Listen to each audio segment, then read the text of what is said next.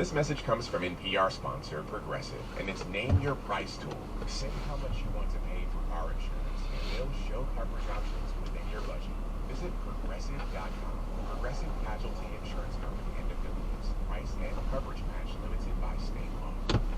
Hi, this is Mary in Los Angeles. I'm a TV producer, and today is my first day on set filming after last year's strikes. This podcast was recorded at 9:30 p.m. Eastern Time on Saturday, February 24th of 2024. Things may have changed by the time you hear it, but our cameras will be rolling on this great new show. Okay, here's the show. Or, as we say, action. I like that. It's another kind of broadcasting. Yeah. Oh, I'm so curious what the show is now. Well, hey there, it's the NPR Politics Podcast. I'm Melissa McCullough, I cover the White House. I'm Danielle Kurtzleben. I cover the presidential election. And I'm Sarah McCammon. I also cover the presidential campaign. And we are in your feeds late on this Saturday night with news from the South Carolina Republican primary. And no, it is not deja vu. Former President Donald Trump had another resounding victory tonight, as expected. And we're going to look at Joe Biden, and we're going to look him right in the eye. He's destroying our country, and we're going to say, Joe, you're fired. Get out. Get out, Joe. You're fired. Trump won about 60% of the vote, and the former governor of South Carolina, Nikki Haley, captured about 40% of the vote. It was a huge defeat in Haley's home state, raising questions about her path forward and further cementing the former president's status as the clear frontrunner to be the GOP nominee once again. Wow. That is really something. This was a little sooner than we anticipated. The race was called just moments after the polls closed. And Danielle, you were at Trump headquarters tonight on yet another winning night for the former president. He has swept every one of the early states. I'm curious what he said tonight that may have stood out to you. Sure, yeah. I mean, two big things. One is that he really leaned into immigration, which, look, is not notable for Donald Trump. He's been saying it from the beginning, but I just think it's worth pointing out just how hard his stance is against undocumented immigrants. The things he says, he has been saying this in recent speeches, that the undocumented immigrants coming into the U.S. are coming from mental institutions, from jails. I mean, that is baseless, but that is just what he says lately, and I think it's worth just once again pointing to that, because that is now the normal with Trump. The one other thing that he did tonight, though, that I thought was really notable was he had an array of politicians on stage with him. Some from other states like Georgia, Marjorie Taylor Greene was here, the representative from Georgia. But he had the two senators from South Carolina, Tim Scott and Lindsey Graham, also the governor of South Carolina. And while Trump did not directly do his usual attacking of Nikki Haley in his speech, to me, it really seemed like him saying, look at me, I have all this support in your home state. Here are all these luminaries from the Republican Party in this state, and I got them. They're on stage with me. And he spent a lot of time thanking them. And suggesting it seems like that the Republican Party is unified behind him. And Sarah, you just heard Nikki Haley speak. In fact, I can hear that music still playing behind you. I know it's a bit noisy there. There was a lot at stake for her tonight. And, she has not yet won a state. And as Danielle was saying, you heard Donald Trump tonight suggesting that the Republican Party is united behind him. So what is her message at this point? Well, there was a lot at stake for her. As you said, she has yet to win a primary, and this was home. She was elected the governor here twice, and she was a pretty popular governor overall. You talk to even Trump voters, and a lot of people say here, yeah, we like Nikki, but he's more popular. He has captured the Republican Party. We say this a lot, and it's true even in a place like South Carolina where Nikki Haley's sort of a hometown girl. She is a hometown girl. She couldn't win. And so her message has been that, and continues to be, that voters deserve a choice, that the primary should not be over this early in the process. She says it's only a handful of states have voted, and many more are left to vote. It's a long time until the conventions. I hear things like that. And I hear this from voters who support her, too. There's a real sense of frustration that it seems like this is all over. But, the numbers in reality are just really tough for her. Sarah, you look at the states that have voted so far, they are geographically diverse. They're somewhat even, you could say, diverse in terms of like the makeup of what a Republican voter's like. You've got the more traditional establishment folks up in New Hampshire, and then the more socially conservative ones in Iowa. She was not able to win any of these states so far. So where does she see herself winning a state in the future? You know, when you press Haley's supporters on that and her campaign, it's hard to get a clear answer, and I don't get the sense that anybody thinks that realistically there is a path forward. You know, when you look at poll after poll in state after state, it looks really bad for Nikki Haley. It looks really bad for anybody who isn't Donald Trump, and it has for a long time. And, you know, her campaign knows that. At the same time, she has a lot of money. She had her biggest fundraising month ever in January, and the campaign, you know, so they can keep going. Sometimes it's just about that. She can keep going. She has the money. And I think that by staying in, she's able to have a voice. She's able to speak to her concerns about the state of the party and the country. You know, she said tonight, I couldn't be more worried for America. It seems like our country is coming apart. And she laid the blame for that at the feet of both President Biden and Donald Trump. But you get the sense that she's really talking about Trump. You know, she can only go after him so forcefully running in the Republican primary, but she's beginning to sharpen her attacks on him. She's sort of turned up the heat on him in the last few weeks. And she talks about, you know, the rancor and disunity, and the word chaos is what she uses when she talks about Trump. So I think she's staying in because she can, and because she's worried about the future of the country, and she hears from a lot of voters who say they feel the same way. Danielle, as Sarah was just saying, a lot of states have not yet voted. They haven't had their primaries. And yet we've seen Donald Trump win every state, and ultimately the path to being the Republican nominee requires winning a state. So do you get the sense from Trump folks and from the Trump team themselves that this election has already been decided for the Republican electorate?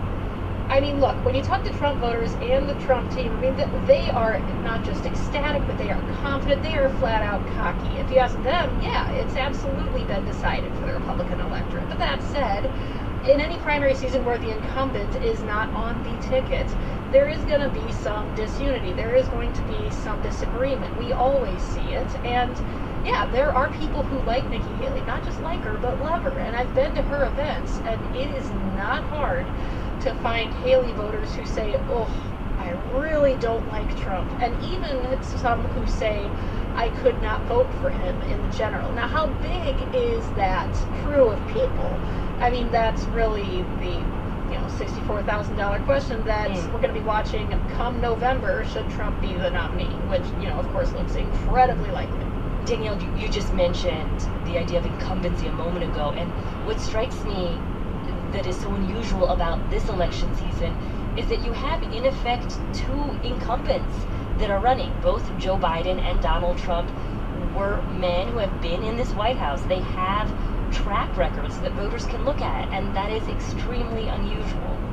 And to add to that unusualness, there are so many Trump voters who see him as the current incumbent because they believe the lie that he won the 2020 election.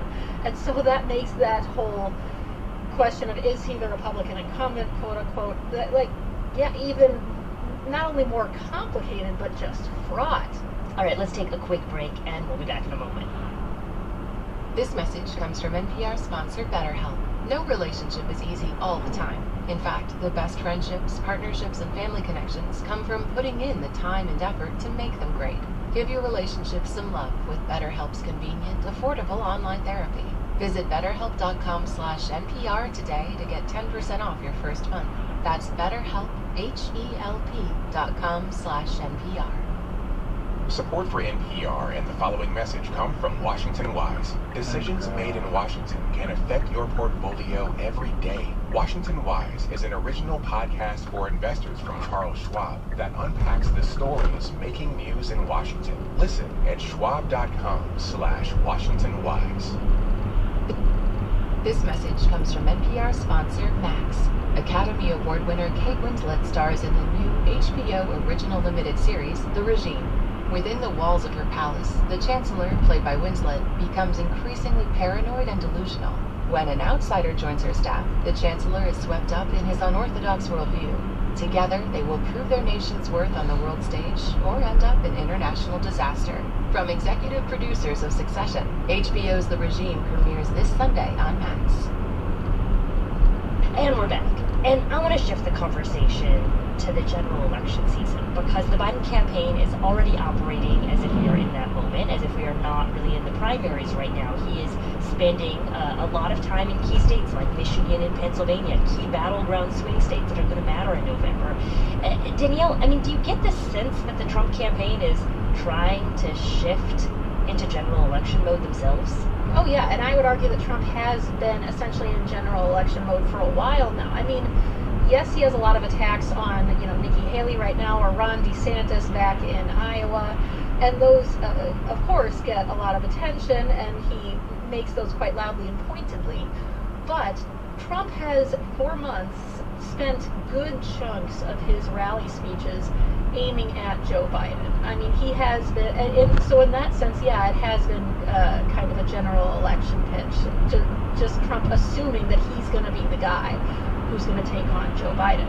But I will say the tone of the message shifts depending on who he's talking to, whether it's a rally crowd or we're going to play a clip from CPAC, the Conservative Political Action Conference this weekend, where he laid out his vision for America. For hardworking Americans, November 5th will be our new Liberation Day, but for the liars and cheaters and fraudsters and censors and imposters who have commandeered our government, it will be their judgment day. Their judgment day. His CPAC speech was different in tone. His speeches here are pretty rah-rah and pretty, taking jabs at his opponents, lighter in tone, although that's relative. His CPAC speech was a much darker tone. It really kind of echoed his inauguration speech. We remember being about that, quote, American carnage. At CPAC, he really laid out a doom and gloom vision of what America would look like under Biden, talking about things collapsing like healthcare and Social Security and even beyond that. But it's important to remember that, these speeches are to different crowds. Some are, these pep rallies that he has out on the campaign trail. CPAC is a group of really committed conservative activists who already really dislike Joe Biden. It's easy to see how that speech is kind of red meat for them. And it's interesting, Nikki Haley, well, her tone is completely different. Her message isn't entirely dissimilar in this regard. She seems to be tapping into this kind of existential angst that I know I have heard from a lot of voters the last several months. In addition to saying tonight that she couldn't be more worried for the country, she also said, if we don't make the right choices, we'll have bad results. So there seems to be a uniform sense of concern about the direction of the country. Of course, the candidates are offering very different solutions to that. So Sarah, I've got one final question for you. You covered Donald Trump's 2016 campaign, in which he rose into power in the White House. You're no stranger to the campaign trail, and it strikes me that this run is very different than that run. It's very different than, frankly, any campaign probably we've covered. And I'm curious how that resonates on the ground and in terms of what you're looking for in these weeks ahead and what you're trying to pay attention to. Well, this time Trump has a track record, and in 2016 he did not, at least not as an elected official, and a lot of people wondered what he would actually do. His track record seems to be a Rorschach test, though. Some voters I've talked to say they talk about their frustration with, say, the economy or immigration or foreign policy, and they see him as the right leader. They like what he did before. They have this sense that things were better. One woman I spoke to today said she wants a leader that other countries are afraid of. But then, we're talking about Republican voters here. Those who don't support Trump look at that kind of behavior and they're scared and they're concerned. We talked to some Nikki Haley voters who say they're tired of Trump's temperament and concerned about his efforts to undermine the democratic system and worried about where he would take the country if he's elected again. Another centerpiece of Haley's argument has been that Trump cannot win in a general election against Biden, and that both Trump and Biden are flawed and problematic in various ways. And I think she is tapping into a sentiment among a lot of voters that they don't want another matchup like this. They don't want to go backwards. But the way that our system is set up is giving us exactly that. I would just pipe in, by the way, about the difference between now and 2016 is that in 2016, Trump was, at least for a good part of the run-up of that campaign, treated as a curiosity, treated almost as a sideshow. Like it went from that to incredulity, could he do it? And then sort of a surprise of, oh, I guess he's going to do this. That was kind of the tone that some media coverage took, that a lot of voters even had. And now it's almost the flip side of that, where so many of the things that were shocking about him at first have become quite normal. Especially to his voters, sort of just the cult of personality that surrounds him. I mean, when you go to enough of his rallies, I cannot stress enough how extraordinary it is, and I know Sarah knows this too. His rallies may not have changed a whole lot, but I think the way that we look at them certainly has. And just one quick thing about that, what's interesting is that even among a lot of Nikki Haley voters, a lot of them say they don't know what they'll do if Trump's the nominee, or they will vote for him. One woman I met this week told me she thinks that Trumpism is kind of a cult, but she still might vote for him. All right, well, on that note, that is a wrap for today's episode. We will be back in your feeds as normal on Monday. I'm Melissa Holland. I cover the White House. I'm Danielle Kurtzleben. I cover the presidential campaign. And I'm Sarah McCammon. I also cover the presidential campaign. And thank you all, as always, for listening to the NPR Politics Podcast.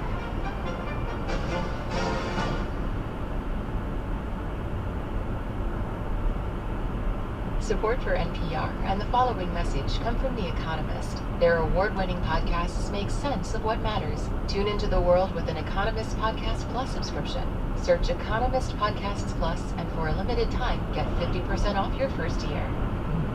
Support for NPR and the following message come from IXL Learning. IXL Learning uses advanced algorithms to give the right help to each kid, no matter the age or personality. Get an exclusive 20% off IXL membership when you sign up today at IXL.com/NPR. On the StoryCorps podcast, we believe a lot of the most interesting stories are right there in front of us, waiting to be told. So every week, we share a candid, unscripted conversation between two people around the themes of love, loss, family, and friendship. These aren't experts or celebrities, just everyday people like you and me. Listen now to the StoryCorps podcast from NPR. This episode is brought to you by Progressive. Most of you aren't just listening right now, you're driving, cleaning, and even exercising. But what if you could be saving money by switching to Progressive? Drivers who save by switching save nearly $750 on average, and auto customers qualify for an average of 7 discounts. Multitask right now. Quote today at Progressive.com. Progressive Casualty Insurance Company and Affiliates. National average 12-month savings of $744 by new customers surveyed who saved with Progressive between June 2022 and May 2023. Potential savings will vary. Discounts not available in all states and situations. Hey listeners, it's Saturday, February 24th. I'm Francesca Fontana for the Wall Street Journal, and this is What's News in Markets, our look at the biggest stock moves of the week and the news that drove them. Let's get to it. If you felt like Nvidia was the only stock that mattered this week, you're not totally wrong. Thanks in large part to the company's monster earnings, the S&P 500 hit its 13th record of 2024 on Friday, closing at nearly 5,090. And the Dow crossed 39,000 for the first time, and by the end of the week, marked another record, its 14th of the year. Now let's go back to Nvidia.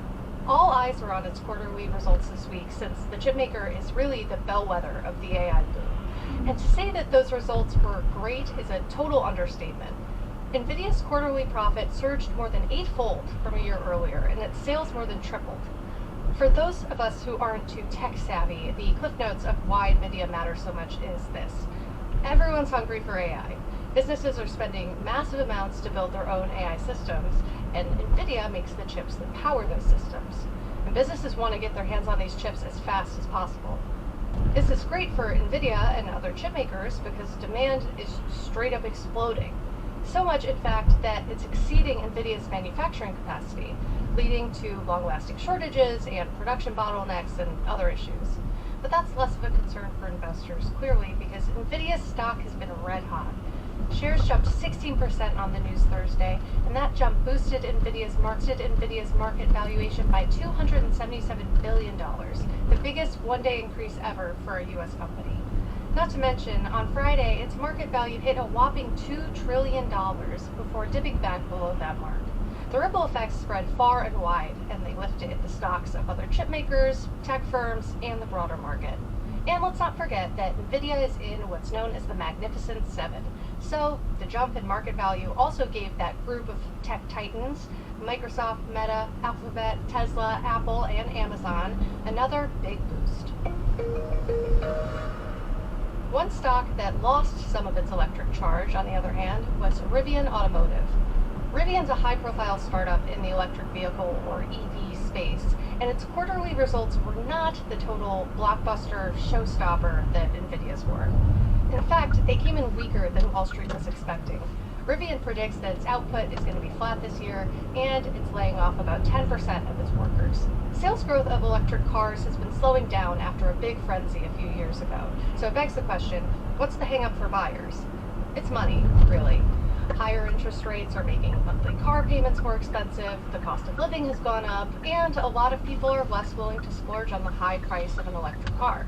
So these companies like Rivian, Tesla, etc., they've seen this and they're like, okay, the price tag is too high, let's cut it. Rivian, for example, cut the starting price of its trucks by about $3,000 earlier this month, down to the low price of $70,000. Now, how did the stock do after that report? It got smashed. Rivian shares dropped more than 25% on Thursday and kept moving lower on Friday, reaching an all-time low.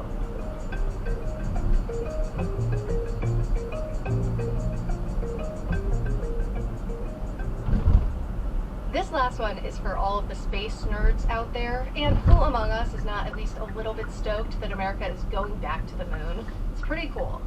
The uncrewed Odysseus spacecraft landed on the moon Thursday, the first time that the U.S. has touched down in more than 50 years.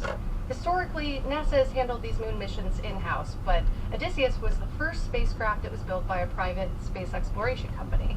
That company is Intuitive Machines, and it's got one of my new favorite tickers.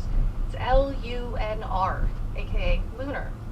Get it? Lunar, moon, it's great. The stock jumped about 16% on Friday, and that was the stock's second largest move after it jumped 50% at the start of the week. Intuitive Machines really shot for the stars, or I should say, the moon. And now you know what's news in markets this week. You can read about more stocks that moved on.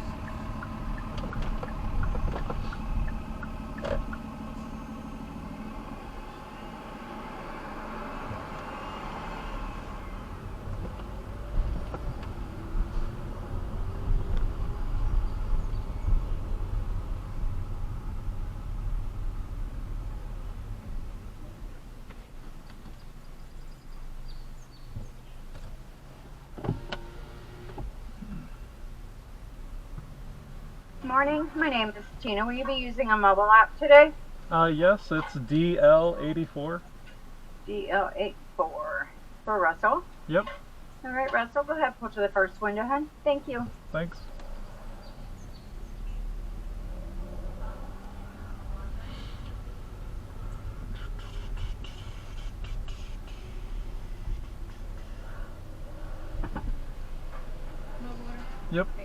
Thanks.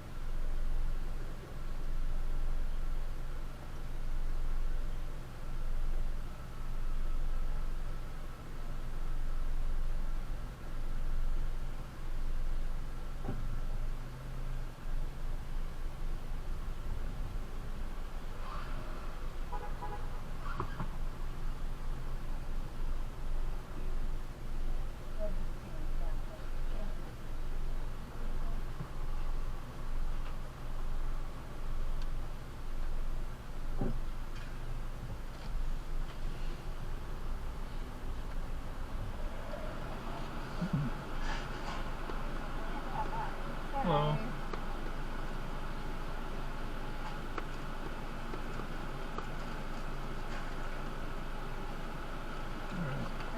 Thank you.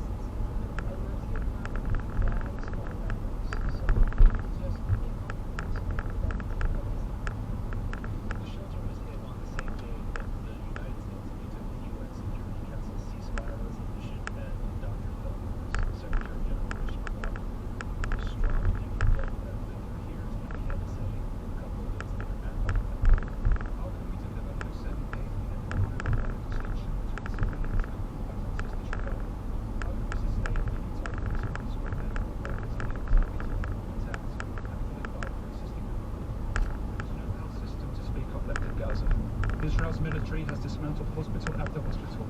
What remains is so little in the face of such carnage is preposterous. He says there is no health system to speak of left in Gaza. So how did you treat the sick and wounded for the past 5 weeks? What was that experience like? Well, again, back to Palestinian colleagues and as well healthcare workers from Gaza. The reason that the health system hasn't completely collapsed is that they are still working there despite the dangers that everyone knows of. I mean, they're risking their lives every day to treat their own people who will not abandon their patients. So it is incredibly difficult because it is impossible to bring the right amount or enough supplies. It's difficult to bring oxygen bottles, glucometers. So they're working with almost nothing. We, humanitarian workers, Doctors Without Borders and others, really are trying to support the care of the patients, but we have our hands tied. And so I am so frustrated and sad when I see, how little I have accomplished. Not because we can't do it, we can. The supplies are right on the other side of the border, right on the other side of Rafah. The people are there and ready, but we are being blocked in every form possible from doing what we need to do. Have you seen patients die that would have otherwise survived under any kind of normal scenario or situation? What I can say is that I have seen patients being brought to emergency rooms, and I can think of two in particular who were the last ones that I saw. A young kid, he was 12 years old. He had been playing in the street, and the house right next to him was targeted. Everybody died. He was brought in. Massive, what looked like massive head injury. Nothing could have been done for him. There was another young lady a few feet away on the floor. They had intubated her, but then they just left her there. And I mean, in our country, in the United States, in Europe, in any place where there is a health system that's working, these patients would have been brought to get an MRI, to get a CT. They would have had intravenous lines put in so that we would receive IV fluids and pain medication. Nothing like that was done because there are no IV lines, there is no IV fluid, there is no pain medicine. Over the course of this conflict, we've seen images of people leaving hospitals after the Israeli military has demanded that they be evacuated. The Israelis say that Hamas is using these hospitals as a cover for their military operations. What about that? Have you seen any sign that Hamas is doing that, using hospitals or even the space underneath them as cover? Personally, I have never seen that. Every time that I have worked in our hospitals, all the time that I have spent, I have never seen any evidence of that. I see patients, I see hospitals that are 300% over capacity. I see displaced people sleeping in the hospital because they are so scared of sleeping outside. That's what I personally have seen. Yeah. As a trauma nurse, you've just laid it out. You've seen a lot. I understand you've also worked in the Democratic Republic of Congo in 2018 during the Ebola outbreak. I just wonder if there's any comparison how this mission you just completed in Gaza compares to anything you've done before. No, it doesn't compare. And it doesn't compare because in Gaza we are faced with a country with an immense power that is basically controlling what you can do and what you cannot do. Inflicting punishment on another and preventing any kind of assistance to the civilians that are bearing the brunt of their attack. And I don't think I've been in a place where all these pieces were lined up this way. Basically preventing everyone from helping the population, from giving them access to care, from giving them access to food. We haven't talked about the North, but the entire humanitarian community is unable to go to the North to see what is going on in the North and to bring food because the people are so hungry that they attack the trucks, the convoys that are coming in. As you know very well, there are these ongoing, fragile talks underway for a 6-week ceasefire. You've had such a profoundly disturbing experience in Gaza over the past several weeks. What would you tell the representatives involved in those negotiations if you could sit down at the table with them? I wish people would come. I have yet to see anyone come to Gaza and see for themselves what it's like. It's easy when you're removed. That distance just gives you somehow an ability to make decisions that you know are not right. But if you came and if you saw what we see and what humanitarian workers see, you would never make the decisions that they make. You would never veto for the third time a ceasefire.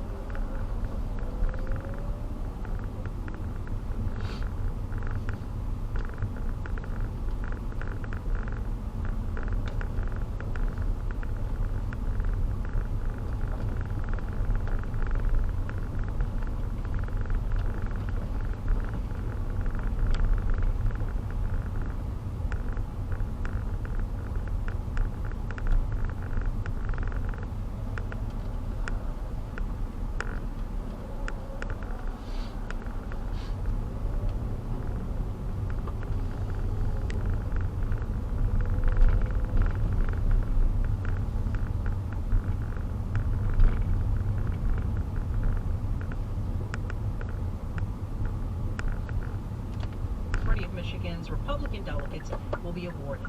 Trump has a commanding lead, but former South Carolina Governor Nikki Haley has vowed to remain in the race. The Manhattan DA is seeking a gag order against former President Trump is coming ahead of his March 25th trial on hush money payments. In interviews, supporters of the late Russian opposition leader Alexei Navalny say they believe they were close to a deal to get him out of the country before he died, and they blame Russian President Vladimir Putin for his death. As NPR's Michelle Kellerman. Russian journalist and anti-corruption investigator Maria Pevchik says negotiators were close to a prisoner swap to get Navalny and 2 jailed Americans out of Russia in exchange for a Russian convicted of murder in Germany. But she says Russian President Vladimir Putin killed his own bargaining chip. It's absolutely illogical and irrational, she says in a video. She calls this the behavior of a mad mafioso, saying Putin had gone mad with hatred of Navalny. U.S. officials have expressed doubt that any deal was close. State Department spokesman Matthew Miller would only say that the U.S. had long called for Navalny's release. Michelle Kellerman, NPR News, the State Department. U.S. stocks are trading mostly lower this hour. The Dow is down 13 points. You're listening to NPR News. Qatar is scheduled to host delegates from the United States, Israel, and Egypt for negotiations over the terms of a temporary ceasefire between Israel and Hamas in Gaza. So far, Israel remains opposed to calling off a planned military offensive in the southern Gaza city of Rafah, where more than 1 million Palestinians are taking refuge. Ahead of the talks, the Gulf Arab state had a meeting with Hamas's political leader, Ismail Haniyeh. Israel has been at war since October when Hamas militants attacked southern Israel. Most people in the United States have heard of new weight loss drugs such as Wegovy and Zepbound, but a new survey finds they remain divided about the use and implications for the prevalence of obesity in this country. PR's Yuki Noguchi explains. The nonprofit Pew Research Center found that 3/4 of Americans had heard of a new class of drugs called GLP-1 agonists that came on the market over a year ago. Slightly more than half, 53%, say they believe they're good options for weight loss for people with obesity. But that leaves almost half of people who disagree or aren't sure. The survey shows a roughly equal divide also between those who say they think these drugs will have some or a significant impact on obesity in America versus those who don't or aren't sure. Yuki Noguchi, NPR News. The NASDAQ Composite Index is up 7 points. The S&P is down 10 points, and the Dow Jones Industrial Average is off 6 points at 39,124. I'm Lakshmi Singh, NPR News in Washington. Support for NPR comes from NPR stations. Other contributors include Indiana University, committed to moving the world forward and working to tackle some of society's biggest challenges. 9 campuses, 1 purpose, creating tomorrow today. More at iu.edu. This is 91.7 WVXU. Mostly cloudy, isolated showers tonight, a low of 54. Spotty showers tomorrow afternoon, a high of 69. It's 71 degrees now. Support for 91.7 WVXU comes from Cincinnati World Cinema, presenting the Oscar-nominated short films at the Garfield Theater, weekends now through March 9th. Learn more about the documentary, animation, and live-action programs at cincyworldcinema.org. From NPR and WBUR, I'm Celeste Headley in Washington, D.C. I'm Peter O'Dowd in Phoenix. This is Here and Now. The Supreme Court is considering arguments today in 2 cases that could change the future of the internet. And it comes at a time when many experts say our laws have not kept up with the pace of technological change. The cases ask whether tech platforms like Facebook and YouTube can remove hate speech or misinformation. And today, justices wrestled with the question of what counts as speech. Here's Justice Clarence Thomas speaking with lawyer Paul Clement. So who's speaking then? The algorithm or the person? I think that, the question in these cases would be that Facebook is speaking, that YouTube is speaking, because they're the ones that are using these devices to run their editorial discretion across these massive volumes. Mark Joseph Stern has been following the arguments of the court, senior writer for Slate. Hi, Mark. Hi, thanks so much for having me on. So I suppose that is more a question for philosophers than reporters, who is speaking, algorithm or person. But can you explain why this matters? These cases are about laws in Florida and Texas on how social media companies handle their content. What laws are they? What do these laws do, and how did this end up in the highest court? So Florida and Texas both passed pretty similar laws that severely regulate large social media companies like YouTube, Facebook, Twitter, X, and require them to host pretty much any content that users decide to post. That includes, say, pornography, hate speech, even terrorist propaganda, because under these state laws, the companies are not allowed to engage in content moderation. They aren't allowed to either create algorithms or hire individual people to go through what's posted on these websites and to remove or sort of deprioritize particular speech. The inevitable result of that, the companies argue, and I think this is clearly correct, is that people will really not want to use these websites because every time they log on, they're going to be inundated with a blitz of really gross, nasty stuff, not just hateful stuff, but explicit stuff not acceptable for children. And the companies say we might just have to close because we can't handle being the place on the internet where everybody gets to say whatever they want. And the justices asked a lot of questions about how this might spread to other companies, not just social media companies. Here's Justice Amy Coney Barrett pointing out that a lot of private companies have to make decisions that are editorial in nature. And don't all methods of organization reflect some kind of judgment? I mean, could Florida enact a law telling bookstores that they have to put everything out by alphabetical order and that they can't organize or put some things closer to the front of the store that they think, their customers will want to buy? And that's, again, Justice Barrett. We heard a very different line of questioning from Justice Samuel Alito. He asked Paul Clement, the lawyer who is arguing against these laws, about how Florida's law might apply to, say, Gmail.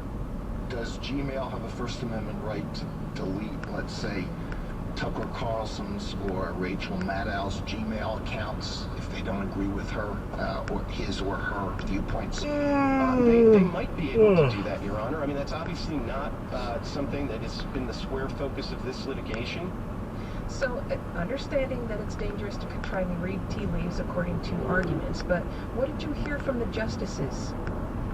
So the justices seemed very divided along unusual lines in this case. I think it's fair to say that Justices Thomas and Alito are against the corporations here, which frankly I find a bit baffling because those justices have been loud proponents of this idea of corporate free speech rights in other contexts, most famously Citizens United. They both say that corporations have the exact same First Amendment rights as individuals, but here they were both suggesting that when corporations engage in content moderation, that it's somehow different, that they disavow themselves of free speech rights and can no longer decide what speech they want to host or engage in. On the other side, you had justices like Amy Coney Barrett, like Elena Kagan, and even Ketanji Brown Jackson, who seemed really troubled by these laws, who understood that they are so broad that they could effectively destroy social media as we know it, but who also think that perhaps there are some legitimate applications here, that there may be some websites, some instances where it is fine for a state to come in and say you're not allowed to discriminate based on what your user is saying. So I think the outcome in this case will really depend on whether the justices can land on a set of agreed upon facts about how these laws actually work and enunciate a clear constitutional principle to say which applications fall on the constitutional side of that law. You mentioned Elena Kagan. Let's hear a little bit of the justice weighing in on this debate over whether social media companies are just posting content or they're more like a newspaper with editorial judgment. And they have rules about content. They say, you know, you can't have hate speech on the site. They say you can't have misinformation with respect to particular subject matter areas. So, do you think that's what these cases are really about? Deciding once and for all whether social media companies are editorial in nature or simply a place for other people to post? So that is how the social media companies themselves have teed this up. They want this to be a kind of epic battle over the First Amendment that renders a definitive answer, hopefully on their side, that says the state just has to stay out of how they do their business. What we're seeing today is some pushback, even from more progressive justices like Kagan, saying you're going too far. I'm inclined to agree with some of your basic principles, but you're not exactly like a bookseller or someone compiling an anthology, and we need to preserve some room for states to experiment because you may be engaging in speech, but you're also a multi-billion-dollar corporation that has a lot of impact on democracy and how people communicate, and we don't want to tie the hands of states that are legitimately concerned about that. At the same time, I think there was a general agreement that Texas and Florida are not legitimately concerned about that. What they really want to do is sort of push back against what they see as anti-conservative bias. There's a lot of obvious sort of hatred against those companies in the legislative debates over these bills. They say Facebook is censoring conservatives. And so, again, the question is how do they land in the middle and preserve leeway on both sides? Mark Joseph Stern, senior writer for Slate. Thanks so much. Thank you. And let's stay in Washington because the federal government is quickly heading toward another shutdown if lawmakers can't pass a spending deal by Friday. Congress has peered over the edge of this cliff 3 times now since September. Each time lawmakers have managed to pass temporary deals to keep the government running. But here we are again with House Speaker Mike Johnson facing a challenge from hardliners in the Republican Party that could threaten his job. Let's talk about it with NPR congressional reporter Eric McDaniel, who is covering this story. Eric, welcome. Thank you. So lawmakers were hoping to release a bipartisan plan for a path forward yesterday. That path closed up. Apparently it didn't happen. Where do the talks stand now? So this is all happening behind closed doors. It's hard to know exactly where talks are, but we do know, of course, that there's no public draft of any of the legislation, and that's a really bad sign, but also not surprising. I think the key takeaway for folks listening is to know that Congress is broken, right? Passing funding legislation is a core responsibility of the legislative branch. You've heard it called the power of the purse.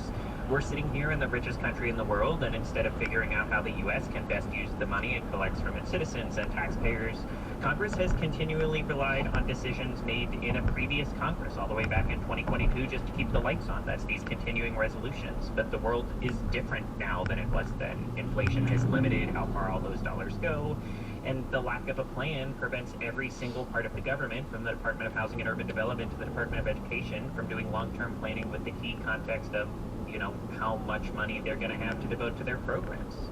Right, and we should say the government will not shut down all at once. There's a March 1st deadline to fund some agencies, and then another deadline on March 8th for others. But, I mean, what is at stake? If they can't reach a deal this week, how will people feel it?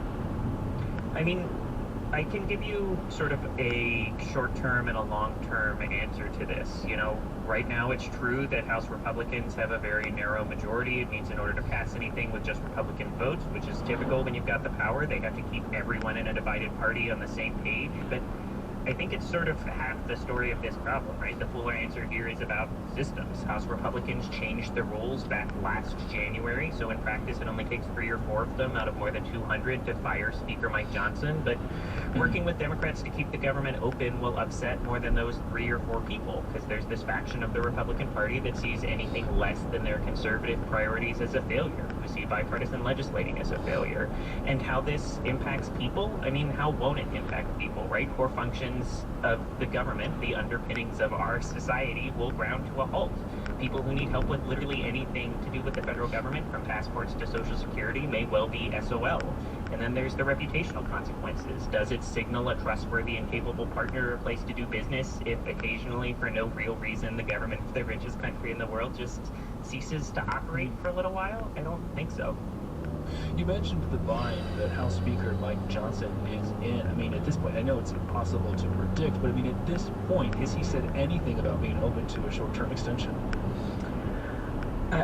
There's been no clear signal. I think he's going to have to be, right? The top 4 congressional lawmakers will meet with the White House tomorrow, Tuesday, but in reality, I think there's only one way out of this, right? Every one of these short-term extension bills, in fact, every major piece of legislation in the 118th Congress, has passed with more House Democratic votes than with House Republican ones, even though, like you know, House Republicans are in the majority. The full-year government funding bills, for all of the reasons we've talked about, aren't going to be any different. Neither will another short-term extension. As far as I can tell, the only way I can see for Speaker Johnson to move forward is to put the most conservative plan that he can that will still get Democratic votes up for a vote on the House, in the House, even if that means risking his job, which, like we talked about, it definitely does. But in a macro sense, this is kind of how the House of Representatives is designed to work right now. There are just 20 or so of these more than 400 seats that have competitive races because of how congressional maps are drawn and how party primaries work. That encourages this kind of deadlocked partisanship. Really encouraging compromise would probably take changes to the systems that put lawmakers in power. All right, we're going to keep a close eye on this all week long. I'm sure you will too. NPR congressional reporter Eric McDaniel, thank you so much. Thank you. It's Here and Now.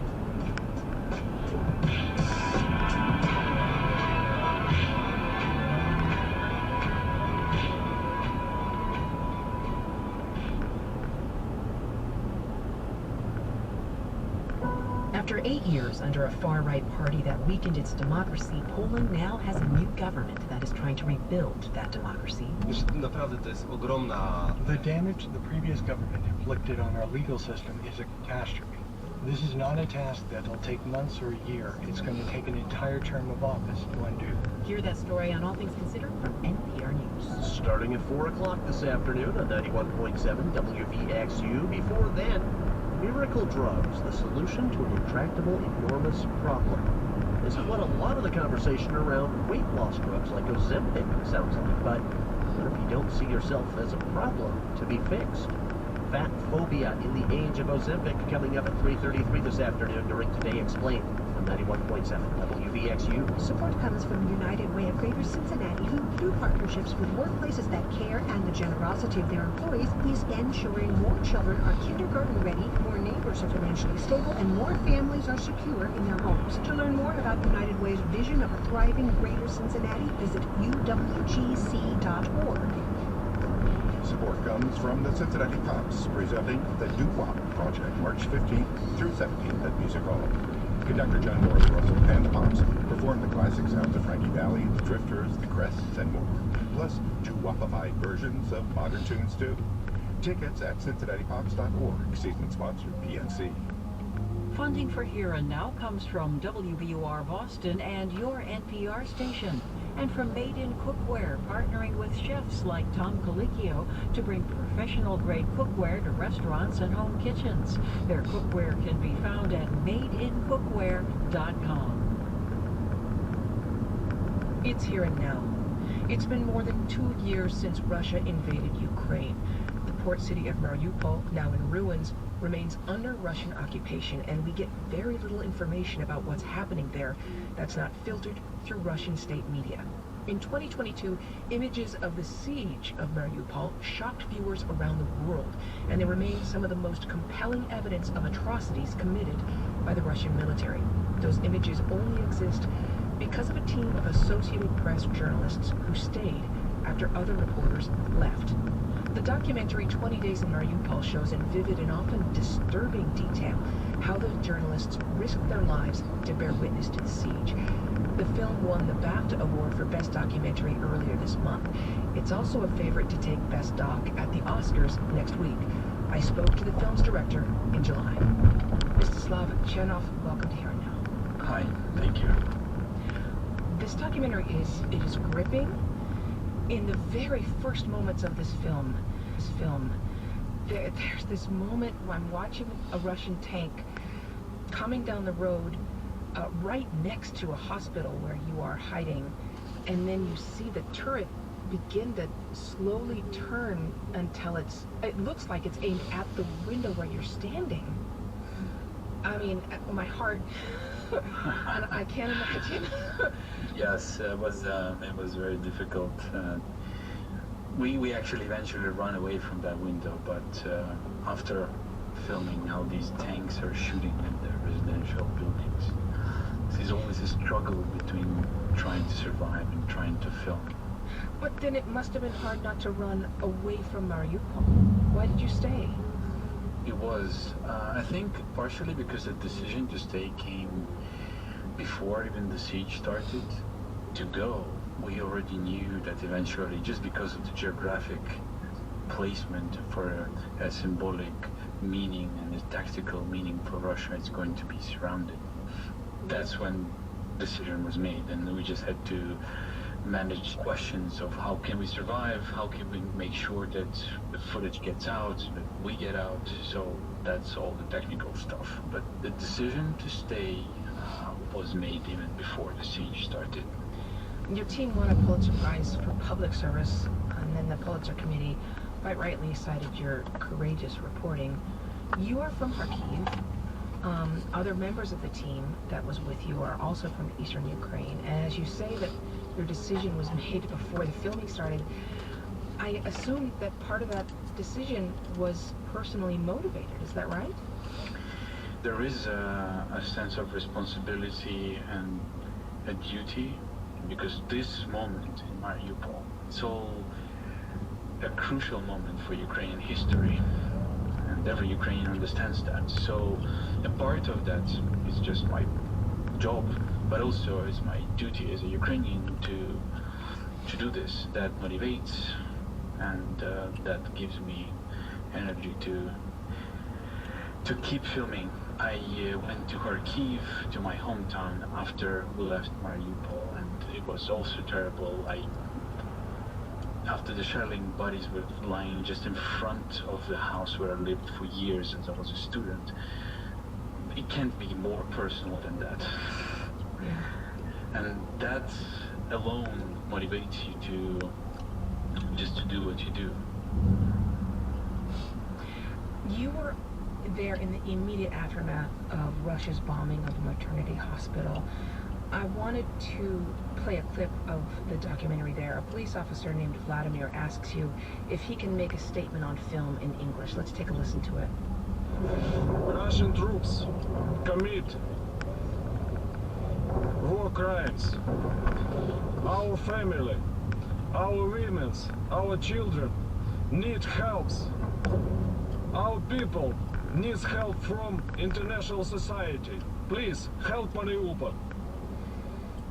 That's not the only time that people see you with cameras and make pleas to the rest of the world, and yet you say at another point in the film, we keep filming and everything stays the same. How could more death change anything? How have you come to terms with both the incredible impact of your work and at times what must feel like not enough impact? That is a very good question. So the film is the way to finally analyze my work and all those questions I carried through these years of reporting in various countries, not only Ukraine. I think there is always a part of me that is staying frustrated by how little we can do, and that there is no photo or video that can stop a bomb from falling. But some people found their loved ones through the footage that we've sent out. They found out where their loved ones are, and they came and they evacuated them and they saved their lives. We only later found out that this footage was used to negotiate the green corridor that was opened for civilians on 14th, through which we also were able to leave. So my hope is that it also saved some lives by just helping to let people out. But also just people coming to you on the street and asking, so what is going on? Like, is Ukraine still exist?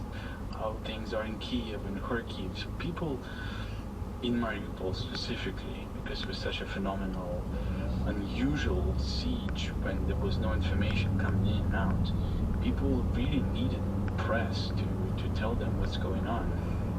And Russia has tried to say that your reporting is fake, and that this lack of information getting into Mariupol that you're talking about here, it did cause a lot of confusion, not only during the siege, and even though we're not entirely sure, I assume it is still doing that now. There's one point in the documentary where you're crowded together in the entryway of a building, and there's a group of people there who are fleeing what one man says were cluster bombs. Let's take a listen to it.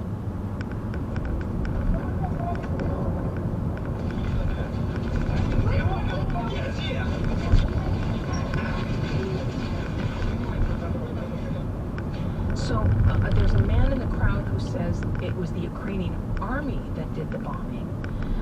What kind of impact did you see? What did you see happening when people were starved of information, when they didn't have the information that they needed from news organizations and reporting? So that is actually a very good example of what happens to people in a vulnerable state of mind. People in distress, they're really confused and panicking, so it is very understandable, because it's very human. Everything that happens, everything you see in the film, it's human interactions. It's less of interaction of a journalist with, say, subjects. It's more of me as a part of the society interacting with other members of society, sometimes agreeing, sometimes disagreeing, arguing, and crying together. So, you know, I wonder, we don't actually, as I mentioned, know what is happening in Mariupol since it became occupied by Russian forces. We know that at least 25,000 people have been killed there, which is astonishing. Much of the city has been destroyed.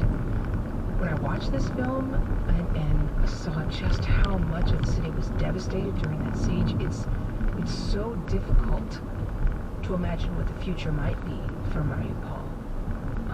Even if it is ever liberated from Russian control, do you think Mariupol can recover?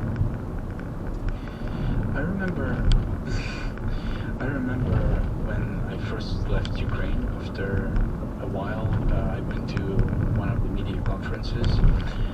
I was in Rome, and I was shocked by a normality and colorful, vivid life after what I've seen in Ukraine, right? After so much death and bleak images and hardships. And I said, it's so hard to look at people living normal lives and think about Mariupol at the same time. And then this person told me, you know how many times Rome was burned down and it still was rebuilt? So that actually gave me a lot of hope, because with goodwill of people, after it's deoccupied, it will be rebuilt. All we can do is to wait for the deoccupation, and then we can start unfolding the extent of the war crimes. But we do have an insight of what happened to other occupied cities, to Bucha, to Kherson, Izium, and there were tortures, there were killings, and so on and so forth. So even if we don't see what is happening right now in Mariupol, we know what's happening, because we know what happened to other occupied cities that got deoccupied recently. Mstislav Chernov is a Pulitzer Prize-winning journalist for the Associated Press and director of the film 20 Days in Mariupol from PBS Frontline. We have a link to it at hereandnow.org. Thank you so much. Thank you. Thank you for your time. Stay safe. Our conversation from July. You're listening to Here and Now.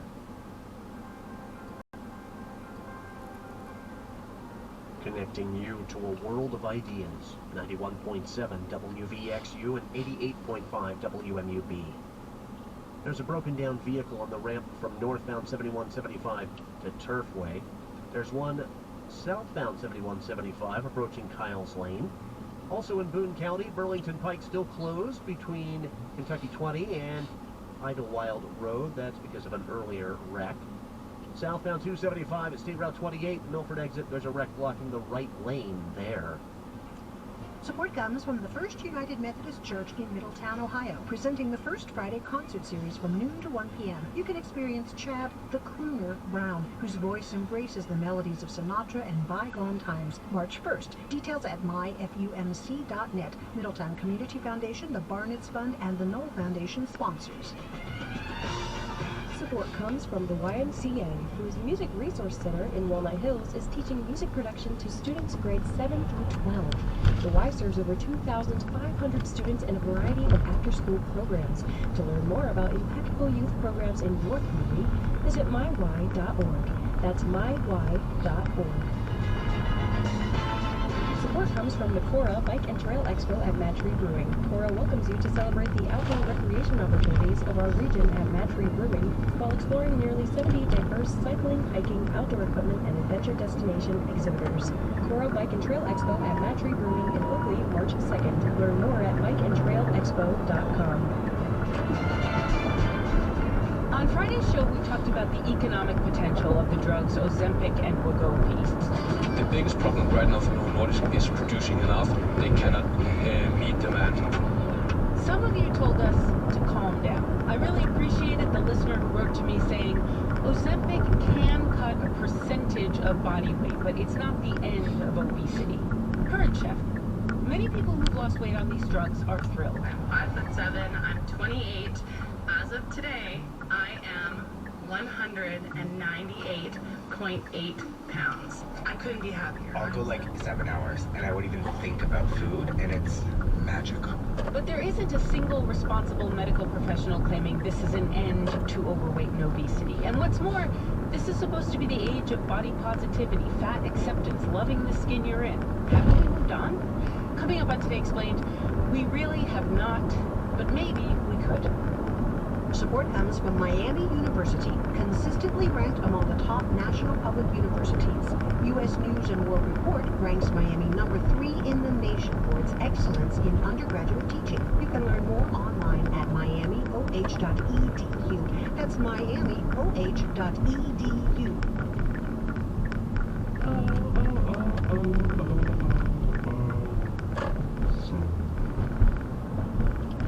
It's Today Explained. I'm Noelle King. Alice Fullwood covers Wall Street for leading magazine The Economist. Weight and weight loss are often the province of magazines like Glamour and Cosmo, but about a year ago, Alice wrote a piece called The Economics of Thinness that would end up becoming, by far, she says, the most read thing she'd ever written. It was about the very real economic penalties that women face for not being thin. For most of my life, as long as I can remember, I have felt like there is this sort of pressure or this idea that the sort of right way to be, the right sort of way to look is to be thin. Here's how I went from thick to thin in 6 months. You want to keep the focus on vertical lines. Here's my easy breezy diet routine. It's how I stay thin with minimal effort. It seems to be sort of all around us in the ether a lot of the time, and it's one of those things that I had sort of taken almost as a sort of given. And one day I was sort of at home working, and actually my husband called me into his office to show me a chart that he was looking at, which was on the CDC website, and it plotted BMI against income. And all over the world there is a sort of negative relationship between BMI and income. So the richer you are, the thinner people tend to be. And what was really striking about this chart is that they'd broken out that line into men and women. And for men, there actually was no correlation at all. The sort of line was almost completely flat. But for women, the line sloped very sharply downwards. And I sort of, in that moment, had this realization that, you know, there's the sort of pressure that women feel, this sort of, you know, the vibes in the ether, I guess. It's not just, you know, vanity or magazines. Actually, you know, perhaps there's this really powerful economic incentive that being thin as a woman helps you to become rich in a way that it maybe doesn't for men. Do you think that women are aware of this on some level? Yeah, I think this is a great point, because it's obviously, you know, sort of a chicken and egg situation. Well, sort of, why do beauty standards exist, and why are they potentially enforced by the market? And I think there sort of is an underlying awareness. There is a sense that people that do well on TikTok and social media, they tend to be, you know, thin and attractive. People who do well in the workplace. But I also think there is sort of an element of, you either don't sort of fully recognize, or in some ways potentially sort of self-deceive. You know, a lot of the time when you talk to women about whether they want to be thin or whether they want to look a certain way, people say that they're sort of trying to lose weight for sort of wellness and health. The daily habits of thin people.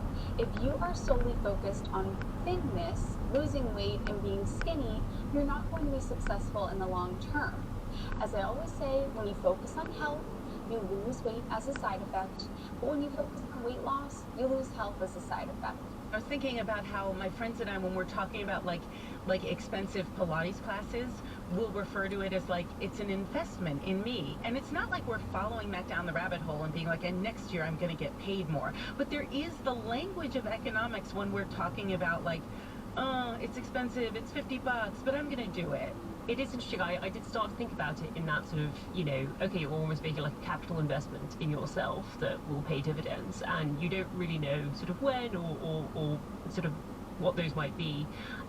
But I think sort of in general, the sort of this way of thinking about the issue actually sort of makes a lot of sense. All right, so you saw this chart and you decided to report on whether there is an economic penalty for not being thin. Where did you start? I mean, the sort of first thing I did was I went off and I sort of looked to see whether this was true in other countries. This sort of trend seems to hold in wealthy, developed countries. It's very different in developing countries, but it seems to hold sort of across the Western world. And then I started thinking about sort of the reasons that people often think that there might be this sort of negative relationship between weight and income, because that was not a new piece of information. Sort of that's something that I think a lot of people are aware of. The sort of novel thing was that it only seems to hold true for women. And from that sort of point, I felt like a lot of the explanations people had sort of come up with in the past for why there might be a negative relationship between income and weight, you know, they didn't tell the whole story. So often they were things like, you know, if you live in poverty, it's very difficult to carve out time to go to the gym. It's sometimes you don't have access to sort of fresh fruits and vegetables. It's sort of difficult to eat well. And I think all of those things are true, but they can't be the sort of main reason for this correlation, because they would hold true sort of equally for men and women. So there sort of has to be something else going on here. And then I sort of started reading a lot of the academic literature on, you know, in the workplace, if you look at women's wages and you sort of control for things like their degrees that they've taken, so bachelor's, master's, doctoral degrees, if you control for the types of jobs they do, all these kinds of things, is there still a sort of wage penalty for BMI or weight? And a lot of the literature does sort of back that up. There does seem to be a penalty for overweight women, particularly highly educated overweight women in the workplace. When we talk about, for example, like the gender wage gap, we can say, oh, for every dollar that a man earns, a woman might be earning somewhere between 60 and 80 cents. And those stats get like pretty firmly entrenched over time. Were you able to figure out if thin women make more money over time than women in bigger bodies? Could you tell us how much more money we're talking about, or what that adds up to? Yeah, I didn't actually come up with sort of neat as neat a stat as it's sort of like 80 cents on the dollar. But the very hard. But the figure that I put in the piece at least was that for an overweight or obese woman, so someone with a BMI of above 30, it is roughly as beneficial for her to lose 50, 60 pounds in weight to get her BMI back into that normal range as it would be to do an additional year of education, so about sort of half as valuable as getting a master's degree. Wow. That seems to be the magnitude of the penalty. And what you're saying is the same does not seem to hold true for men. I think we have to be a sort of bit careful about that, because there are papers that say that sort of, especially for sort of very, very overweight men, there are penalties in the workplace. I'm sort of willing to believe that sort of men are discriminated against, especially if they're sort of very overweight as well. But I think that the distinguishing thing for me about how this seems to affect women is that it seems to be sort of very pervasive across all kinds of careers at every level of income. The relationship is so strong that it shows up at this macro level, that you can sort of look at this chart of sort of generalized population of women and you can still see this sort of very strong relationship. So I wonder what you think about taking Ozempic or Wegovy or another weight loss drug. It is very expensive, for sure, but what do you think about that as a rational choice, an economically rational choice? In terms of sort of whether or not it's rational to take Ozempic, I mean, it is very expensive at the moment. I do think, given sort of where, at least sort of given the evidence I've seen on where the sort of relationship lies at the moment, it does seem like that would also be sort of a rational choice under the sort of framework that we have described. So yes, although it is very expensive, and I guess you might have to look sort of more granularly at a personal level at sort of what you think the sort of payoff will be versus the cost.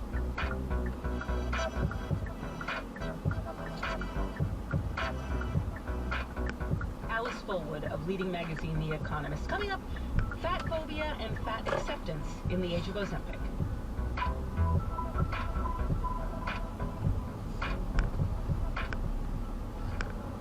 Today Explained is supported by Progressive Insurance, where drivers can compare direct rates using Progressive's rate comparison tool. Customers can see options and rates side by side. More at progressive.com or 1-800-PROGRESSIVE. Today. And in spite of how it's sometimes used in the vernacular, data is in fact the plural form of the word datum. So the proper construction for the top of the program on this Monday is: the data this week are going to be important. Do not, however, take my word for it. My name is David Vera. I'm a professor in the Department of Economics and an associate dean at the Craig School of Business at Cal State University Fresno. My name is Nicole Serby. I'm an economist with Wells Fargo. I think it's going to be for the Fed and actually for economists in general, trying to drink from a fire hydrant. I mean, you're going to get a ton of data. And you're going to process that data. I think that characterizes it well, especially when you're thinking about it in context of this past week where we had absolutely nothing. It feels like the fire hydrant is opening. So a fire hydrant preview, if you will, in 3 parts. So one of the things is we want to make sure that the economy is still growing. The growth is healthy, so it's not inflationary. So we're going to be looking at, of course, the GDP numbers. GDP, gross domestic product, for which we will get an update on Wednesday.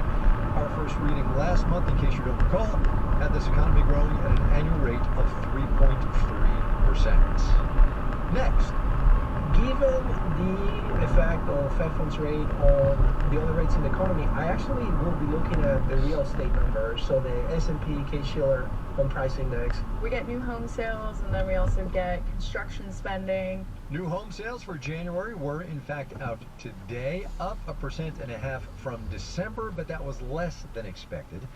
The all-important Case-Shiller Home Price Index comes out tomorrow. January construction spending comes on Friday, all of which is to say real estate, matters because the Consumer Price Index in January, one of the reasons that it's surprised to the upside is because the shelter component was stronger than expected, and that's a product of some of what we've seen in terms of the housing market. So that's item 2. Now, last but absolutely not least, of the economic data that we're getting this week, what's the most important, maybe what's the most consequential for markets, it would probably be the personal income and spending report. Within which one will find the Personal Consumption Expenditures Price Index, PCE for short, as you know, the Fed's favorite measure of inflation. The other inflation data that gets a lot of attention, CPI, came in higher than expected at 3.1%.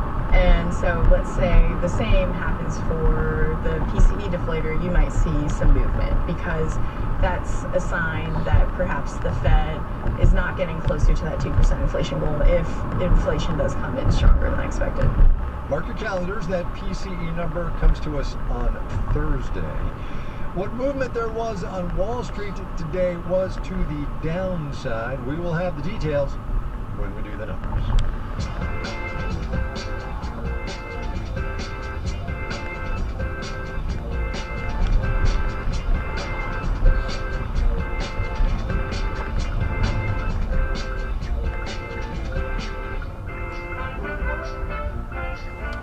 There have been stories aplenty about how consumers spent wildly, one could fairly say, during the first couple of years of the pandemic.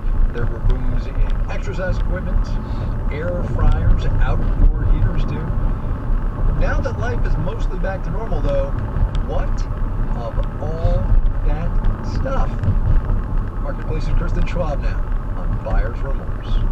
If you were a parent in 2020, you know exactly how Sarah Tremblay, a reference and instruction librarian in North Shore, Massachusetts, felt when she started working from home. You know, my son would come in and he'd be like, "Mom, question," and then my husband would come in and be like, "When's dinner?" And I was going, "Holy crap, dude!" That's around the time she started reading about walking pads, portable treadmills that fit under a desk. And I kind of was treating it as like, yes, I'm going to get on this, and then I'm going to become a runner. Okay, Tremblay didn't end up running. She did walk a lot while working or listening to a podcast, but the thrill was short-lived. After a year, the treadmill's belt stopped working, and long story short, the company, Treadly, went out of business, leaving her with an 80-pound, $800 machine that barely works. When I have to like scoot it around to get to a box in my basement, I'm like, oh, this piece of garbage. Why is it in my house? Plenty of people tried to buy their way through the pandemic. That is, if they had jobs and means to do so. And that's actually a very normal human response to chaos. It's what Christine Whelan, a professor of consumer science at the University of Wisconsin, calls credible, costly commitments. Purchases we think may solve our problems. Like for me, during the pandemic, I bought a Peloton. I used it a lot, I still do sometimes, but I can't decide if it's because I actually enjoy it or because I spent so much money on it. And, you know, that actually, it could be okay. So the idea of buying something expensive and then feeling so guilty that you have to use it, that is a commitment strategy in and of itself. The word guilt is big here because she says the pandemic forced a lot of us to think about who we are and the people we've always wanted to be.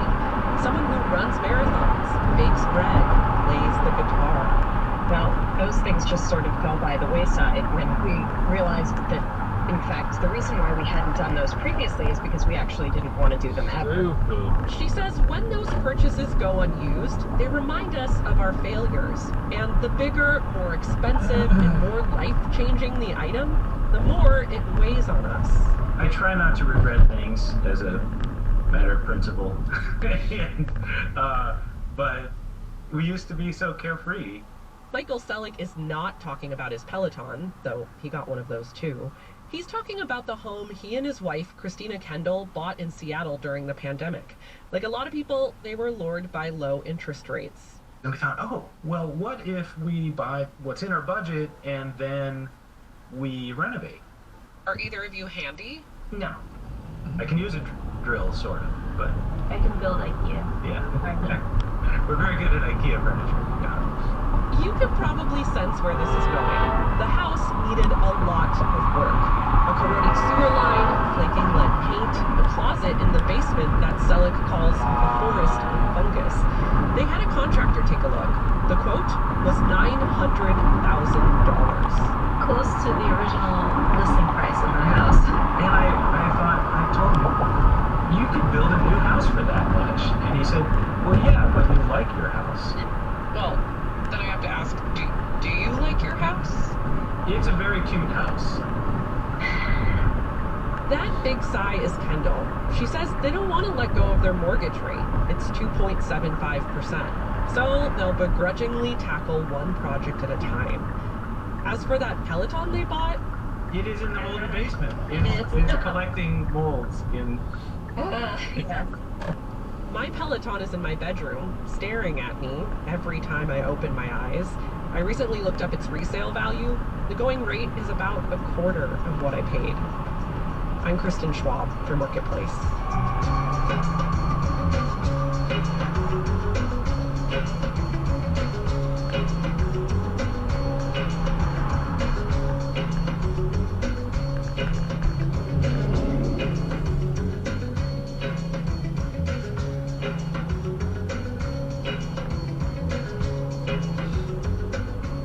Consumers drive this economy. That is just fact. So understanding how consumers are feeling about this economy matters a lot. The Index of Consumer Sentiment from the University of Michigan, also the Conference Board's Consumer Confidence Index, the latter out tomorrow, I might add. Try to do that, measure it, by asking people how they are feeling about their own situation and about the economy at large. But feelings and data don't always line up, so we made some calls. Sasha Indarte is at the University of Pennsylvania's Wharton School. Kartik Sastry is at Princeton. Thanks to you both for being here. Glad to be here. Thank you. Sasha Indarte, why do we measure these things? Because honestly, it's a little squishy, right? They're about feelings, and economics is nominally a science, right? That's right. So one of the big goals of measuring consumer sentiment and consumer confidence is to understand how people perceive both current economic conditions and also get a sense of their expectations about future economic conditions. Those two things are the fundamental determinants of how people are going to behave today. For example, do I have the resources I need and the money available to spend to make a big ticket purchase like a refrigerator, or am I worried about saving? Am I worried that there's a greater risk of losing my job in the next year, and maybe that's something that would make me postpone making those kinds of expenditures? So the short answer is that sentiment and confidence, it's very importantly and significantly related to people's actual behavior and decisions. It's really interesting because you mentioned there's so much hard data about the economy, right? So why are the soft data useful? Well, in times of crisis, like after the stock market bust in 2001 and also in 2008 and 2009, we actually saw that the consumer confidence indices may have given a better real-time picture of how the economy really seemed to people. So it was a great benefit to policymakers and decision makers in those times. All of which I get, Professor Indarte, but riddle me this. Is it not possible that consumers can be wrong? If you went outside on Figueroa Avenue, right outside my offices here, I guess it's Figueroa Street, but that's a whole different thing, and asked 10 people, probably 8 of them would say the economy is terrible right now, when in point of fact it's actually pretty good. So yes, it's very possible that people have incorrect perceptions. For example, when it comes to things like inflation, this is something that people persistently overestimate. Now, people may make incorrect predictions, but to the extent that what they believe, whether it's going to turn out to be right or wrong, is influencing their behavior, knowing what they believe is still ultimately going to be helpful for predicting the actions. And then you can also get self-fulfilling phenomena where if people believe things are going to be good in the future, you invest more, you spend more, and then you might in effect make it actually true.